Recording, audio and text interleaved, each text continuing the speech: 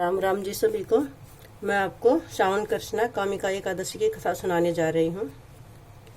जय विष्णु भगवान, जय ग्यास माता। कुंती पुत्र धर्मराज युधिष्ठिर कहने लगे, हे भगवान, आषाढ़ शुक्ला देव सैनी एकादशी तथा चातुर्मास व्रत महात्म्य मैंने भली प्रकार से सुना। अब कृपा करके श्रावण कृष्णा एकादशी का क्या नाम है, सो आप विस्तार पूर्वक कहिए। श्री कृष्ण भगवान कहने लगे, हे युधिष्ठिर, इस एकादशी की कथा को एक समय ब्रह्मा जी ने नारद जी से कहा था, वही मैं तुमसे कहता हूँ। नारद जी ने ब्रह्मा जी से पूछा, हे पितामह, श्रावण मास के कृष्ण पक्ष की एकादशी की कथा सुनने की मेरी इच्छा है।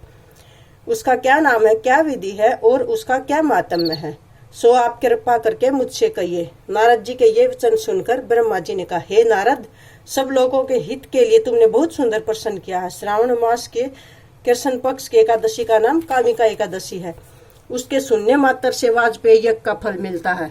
इस दिन शंख चक्र गदाधारी विष्णु भगवान का पूजन होता है, जिसका नाम श्रीधर, श्री हरि, श्री विष्णु, श्री माधव और श्री मधुसूदन है। उसके पूजा करने से जो फल मिलता है सो सुनो।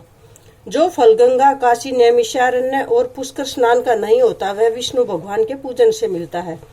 जो फल सूर्य व चंद्र ग्रहण पर सूर्य कुरुक्षेत्र और काशी में स्नान करने से, वन सहित पृथ्वी का दान करने से, सिंह राशि के बृहस्पति में गोदावरी और गंडकी नदी में स्नान करने से, वह भगवान विष्णु के पूजन से मिलता है।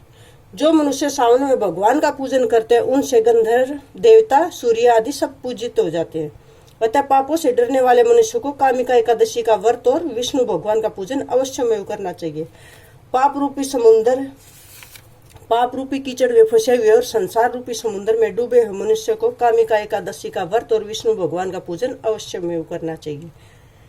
इससे बढ़कर पापों के नाश का कोई और उपाय नहीं है। हे नारद, स्वयं भगवान ने यही कहा है कि कामिका व्रत से जीव को योनि को प्राप्त नहीं होता।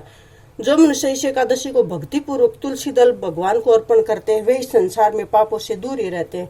श्री विष्णु भगवान रतन, मोती, मणि तथा आभूषण आदि से इतने प्रसन्न होते जितने तुलसी दल से प्रसन्न होते हैं। तुलसी दस पूजन का फल 4 बार चांदी और 1 बार स्वर्ण के दान के बराबर है। हे नारद, मैं स्वयं भगवान की अति प्रिय तुलसी को सदैव नमस्कार करता हूँ। तुलसी के वृक्ष को सींचने से मनुष्य की सब यातनाएं नष्ट हो जाती हैं। दर्शन मात्र से सब पाप नष्ट हो जाते हैं। स्पर्श से मनुष्य पवित्र हो जाता है। कामिका एकादशी की रात्रि को दीपदान तथा जागरण के फल का महात्म्य चित्रगुप्त भी नहीं कह सकते।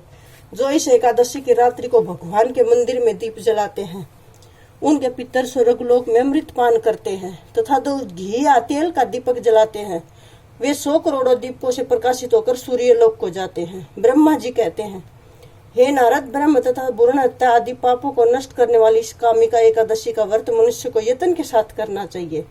कामिका एकादशी के व्रत के महात्म्य को श्रद्धा से पढ़ने तथा सुनने वाला मनुष्य सब पापों से छूटकर विष्णु लोक को जाता है। जय विष्णु भगवान, जय एकादशी माता। कामिका एकादशी श्रावण कृष्ण एकादशी मातम्य संपूर्ण।